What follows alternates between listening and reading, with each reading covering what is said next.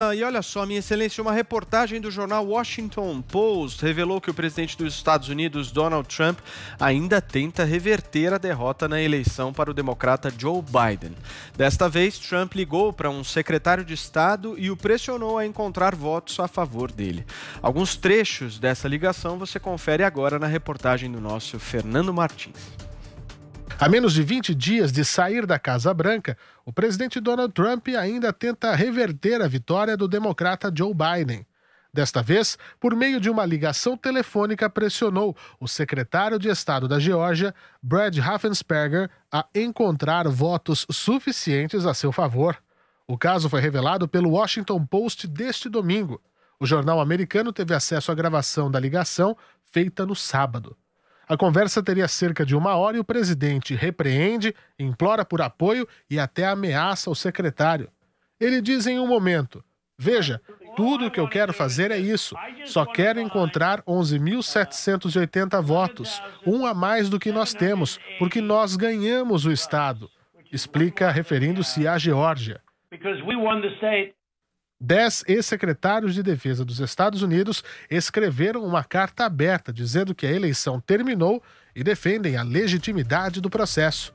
Esse texto também foi publicado no The Washington Post deste domingo. Aí, hoje, dia 4 de janeiro de 2020, a gente ainda discutindo a eleição americana.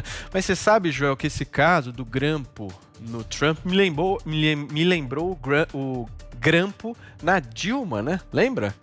Mesma situação, né? A fala do Messias, né? A fala Lembra? dela com o Lula ali, claro. Ela com o Lula, querendo que o Lula se tornasse ministro justamente para protegê-lo da investigação que ele estava tendo ali, para ele ter o foro privilegiado, né?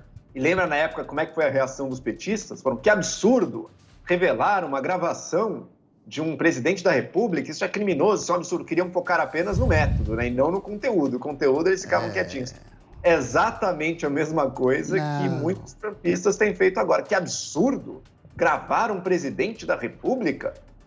Eu acho que é passível, sim, de crítica você gravar um presidente da República, mas vamos olhar para o que mais interessa aqui, o conteúdo. A gente está vendo o presidente dos Estados Unidos pressionando um oficial do estado da Geórgia a encontrar 11.870 votos para ele, dizendo que se ele não fizer isso, ele pode até sofrer criminalmente, processo criminal, que ele estaria cometendo um crime. Ele até aconselha o oficial ali, num dado momento, olha, você pode só dizer que vocês recalcularam. Ele está pressionando de uma maneira vergonhosa. Isso mostra o quão mal ele tem feito, quão destruidor o Trump tem sido para as normas democráticas dos Estados Unidos, para as normas republicanas e democráticas dos Estados Unidos. O presidente da República, a figura mais poderosa do planeta e do seu próprio país, fazer isso com um oficial estadual, esse tipo de pressão, isso é completamente indevido, isso viola, sim, a lei estadual da Geórgia, como diversos jornais têm apurado. Claro, não vai acontecer nada, faltam 17 dias para ele deixar o cargo, finalmente ele está indo embora. Mas mesmo assim, o estrago que ele vai continuar fazendo é esse, vai tentar melar de todos os jeitos. Essa é a voz do desespero que está falando, o Trump está desesperado porque ele perdeu. Ele só tem fake news de WhatsApp para dizer que houve fraude, não tem prova nenhuma. Ele perdeu a eleição, ele está tentando tudo, lícito e ilícito, para tentar reverter esse resultado. Mas foi um resultado muito claro, Trump finalmente vai sair. Agora, se as instituições republicanas americanas estivessem funcionando a contento, primeiro, em qualquer outro presidente da história americana aparecer uma conversa dessas, era renúncia imediata. Que isso não esteja acontecendo aqui mostra o grau de deterioração. O correto seria ele sair da cadeira de presidente agora, ir ser julgado e ir parar na cadeia. Okay. Esse é o destino justo para o Donald Trump. Ok, agora, Adriles, o jornalista que revelou o caso do Watergate na década de 70 disse que essa ligação do Trump é pior. Você não vê gravidade nessa ligação? É uma pena que o Bob Woodward ou o Carl Bernstein, não lembro qual dos dois que falou isso. Enfim, quem quer que seja, é uma pena que um grande escritor como o Bernstein ou o Woodward, que apuraram o caso do Watergate, o Bernstein tenha perdido a capacidade de leitura. Isso é um problema semântico. Tudo bem, eu até concordo que o Trump está entrando num processo de jus esperneante, que é total direito dele de achar que foi fraudado, houve realmente a possibilidade imensa de fraudes.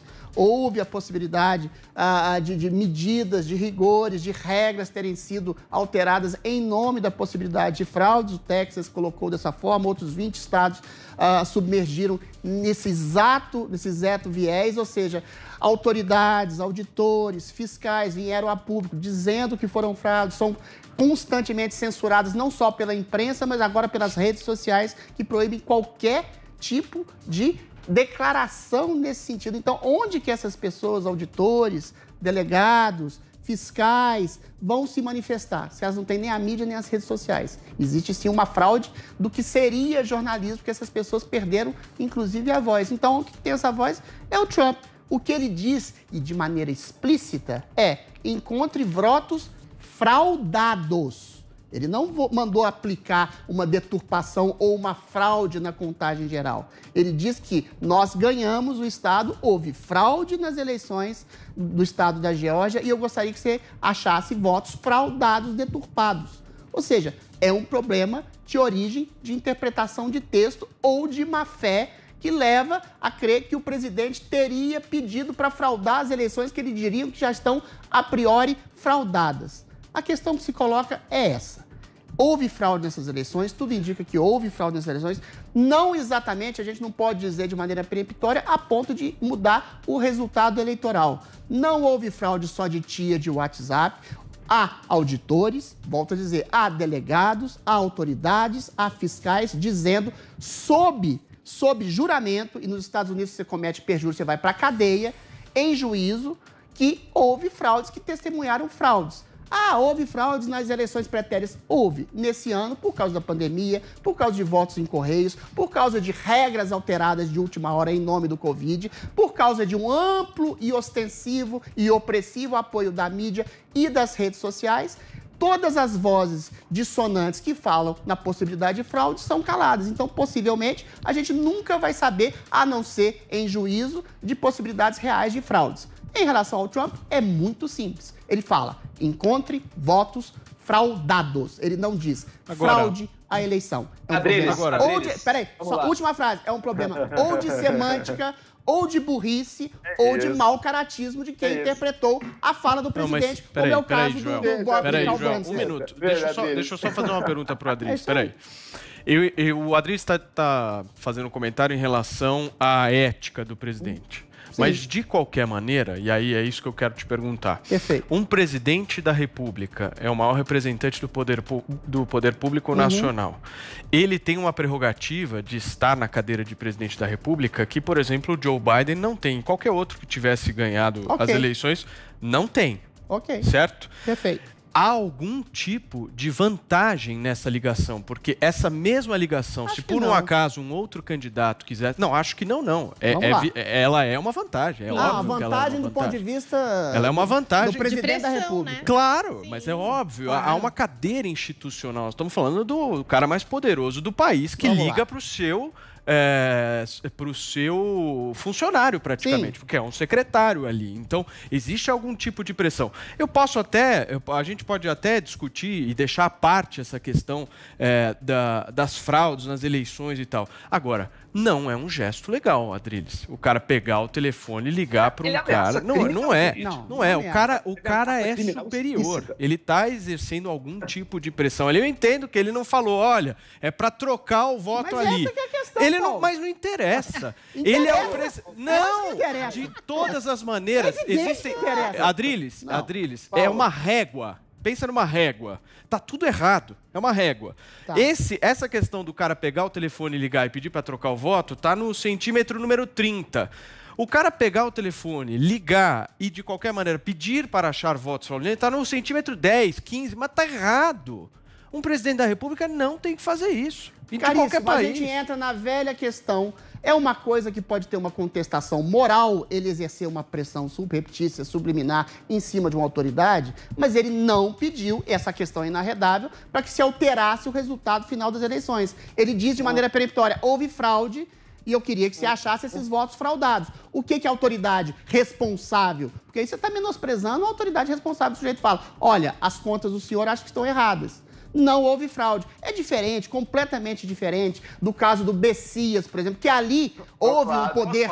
Calma, houve um grampo em cima de... Peraí, eu já vou passar. Houve um grampo em cima de uma ilegalidade. A Dilma querendo colocar um documento para o Lula se safar de uma prisão. Não, diferente, calma, é diferente do problema da Intercept, tentar durante meses e meses eu me refiro à atitude do grampo é a mesma. Que não houve. O grampo é o mesmo. Beleza. Eu entendo o que você está querendo dizer, assim, mas alguém foi lá e gravou, é isso. Não houve um ilícito. É o mesmo episódio. Não houve um ilícito formal que pode ser formalizado em juízo para depor o presidente e muito menos que isso. Houve uma pressão que você considera, de alguma forma, amoral pela vantagem do cargo do presidente, sim, mas ilícito, uma fala, deturpe votos, fraude votos. Ele falou, não, essa houve fala fraude. Não teve. É isso que eu estou querendo dizer. Então não houve nada. Do ponto de vista legal, não houve nada. Joel, por favor, você para fechar, vai lá. Felizmente, Adriles, a lei não precisa se ater só ao que a superfície das palavras dizem. Ela pode ser até as intenções você que denota, né? Peraí, veja só.